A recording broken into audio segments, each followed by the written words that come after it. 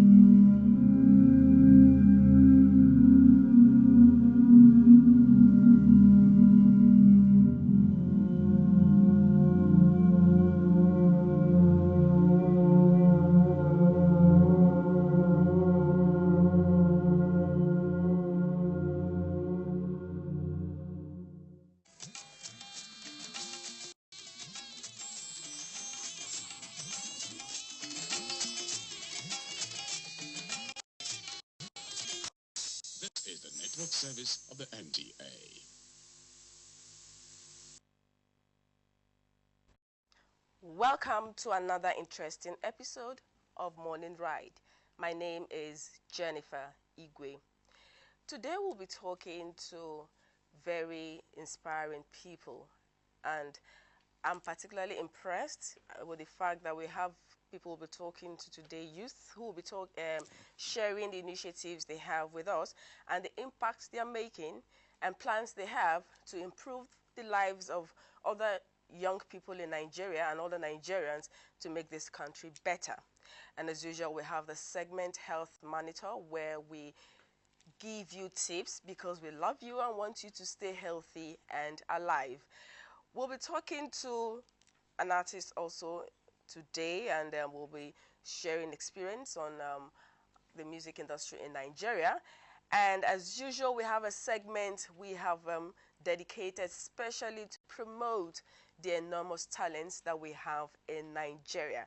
And so we'll be starting the program today with that segment with a track from one of our guests, G Flow. And when we return, we'll be talking to the other interesting people we have on the. This is still Morning Ride. Thank you, Jibe. Okay, I have my next set of guests in the studio this morning.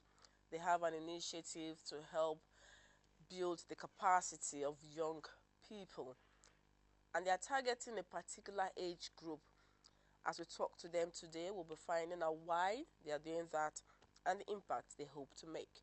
I have with me on the program Olufemi Olaniyan. Welcome to Morning Ride. Thank you. And Chogu Ako. Welcome to Morning Ride.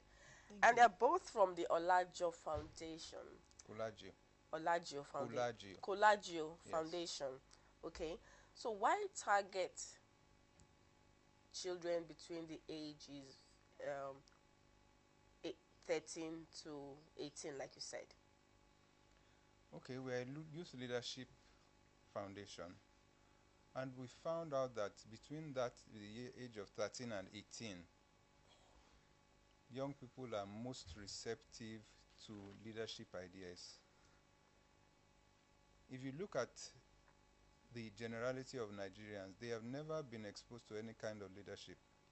If you remember, in those days, we used to have the Boy Scouts, the Girls Guides. I was in the Girl Guides. Exactly. Girl Guides. And I'm sure you can remember the kind of impression it's made on the kind of person you are today. But because things like that have more or less disappeared, so we've created a training program which we deliver over 3 days. It's an in-school program, and we try to train young people about leadership, especially in the democratic context.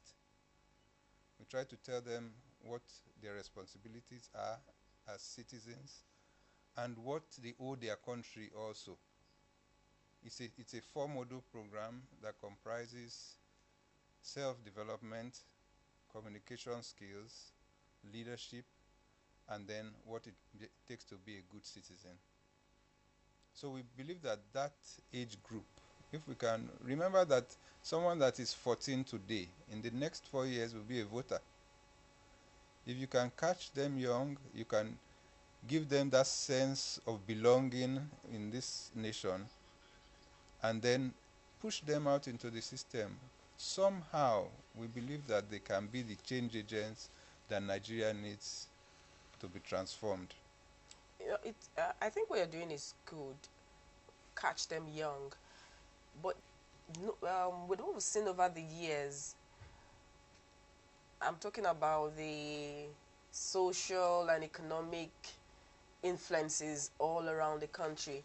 Do you think if you build the capacity of these young people somewhere along the line, they might throw away everything they've acquired, all the knowledge and skill that you imparted on them, and take on something else that is not what your vision is out to achieve?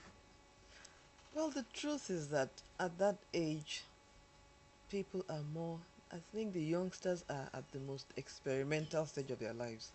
And they discover things for themselves. But it's what is available to them that they play with.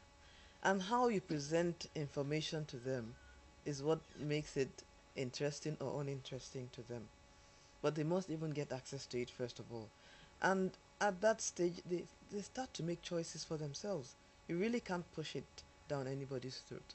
But if you give them stuff that is meaningful and you give it to them in a creative way, it stays there somewhere. Even in the middle of the experimenting, they will remember something that you have taught them that makes sense.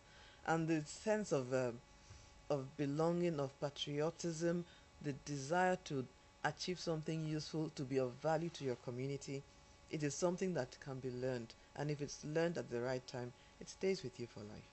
And talking about creative way to pass information to them, what have you done so far? Okay, besides the pilot program, which we've conducted, and a train the trainers program, the way we want to pass messages to the young people is through the media they are familiar with, which is music, comic books, and drama. And so the Good Citizen training module is filled with a lot of that. We have a drama role play, for instance, which speaks about being responsible to others in the community. So we've selected the media through which we want to reach young people is media that they understand. Secondly, a lot of what we are trying to do is what we call open source. That means that we develop the material and train the people that will deliver it, but it's now open to third parties. For instance, you may be an old student of a certain school and think that people from that school can benefit from it, and you can come to us and we'll give you the materials and a trainer, and you can then deliver it in your school. So we are trying to use media that young people are familiar with. It's not about lectures. There's a lot of role play, there's a lot of activity, team building activity and stuff like that. No, I like the part where you talked about role play, because I also know that young people listen and try to be like those they look up to. So in the plans that you have, do you have a mentoring program where you get maybe some people who have made remarkable impact in their fields of endeavor as leaders, as remarkable leaders, to be a part of your program to relate with these young people? Well, I would say that mentoring is not a formal part of the program, but it inevitably comes with it. Because what we have done now is to try and ensure that you can train people who will also train others. But along the line, there must be people who become role models to them automatically. I find that now I'm already mentoring some people. It's not a formal program. And I have been mentored by people along the line as well, informally. So it's not a formal mentoring program, at least not as at yet, but it will definitely come. And you will find that people will naturally be attracted to those people who they know can impart something to their lives. I think it's good, because even looking at you, when you go to talk to some of these young people, I'm sure there are those who will be saying to themselves, I want to be like her when I grow up. Yes. Okay, so that's why I thought the part of mentoring is good, because I remember when I was in secondary school and we had a popular musician come to give a talk in our school. We're all like looking at her, you know. And after that day, and I went home, I kept looking at myself in the mirror, trying to imagine myself being like her, you know. And I think that's a remarkable way to catch young people. So what other areas are you also looking at in terms of development for these young people? I think we'd also have mentioned that young people are on the internet a lot these days. The new media. Yes. So yes. Social networks. So, yes. So while they're Facebooking and Twittering, we've also got a comic book for them to explore. So Ewuro is going to give them something to an alternative that will impact them positively. It's still fun, it's still pleasurable, but it teaches good values. And as long as you're learning something good out of it, you can play on it as long as you like. It's of use. So we're also trying to be sure that we don't waste that internet opportunity. But do you already have it on the internet now? Yes. Yes. Oh, okay. In fact, what we did is the first publication was on the internet. You know, normally people print hard copies first. We decided that the internet, you can actually read it, flip the pages on the internet, and it tells an interesting story about Nigeria in an entertaining and humorous way. It's about diverse people coming together in a community and discovering each other. It's humorous. You may not find it humorous, but the young people do, and we want to encourage them to learn a few things from it. And I think you should also work on the part where people like old boys and old girls of particular schools can take materials and go to educate and build the capacity of these young people, because those in the rural areas don't have access to the internet, for instance. Are you considering anything for them? Very definitely. What we want is to get to every nook and cranny of Nigeria. That's the truth.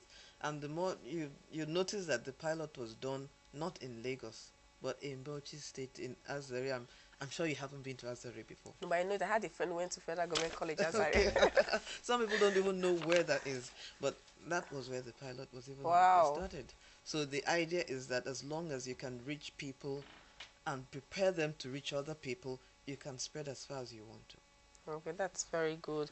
And I think it's a good initiative. We should catch more young people, catch them young, and build their capacity so that by the time they take over this country, maybe what we didn't achieve in our generation, they will do it in theirs. Thank you for coming to Morning Ride. Thank you very much.